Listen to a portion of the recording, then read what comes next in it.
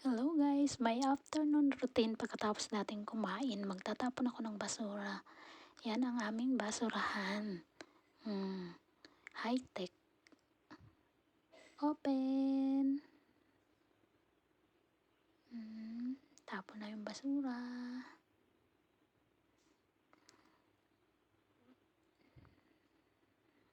Tapos, aakyat na tayo. Ang aming park sa condo.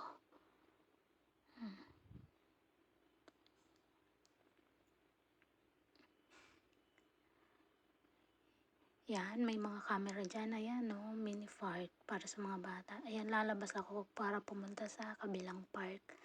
Doon kasi may mga tools para sa exercise. Ayan, mag-exercise tayo. Lakad-lakad. May evening routine. Ayan, ang view. Paggabi na kasi, madilim na.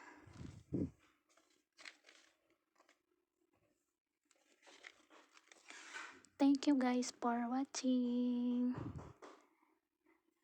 Ayan. Mga 15 hours tayo maglakad-lakad. Ayan yung view ng condo namin. Ganda rin. Thank you guys. Bye-bye.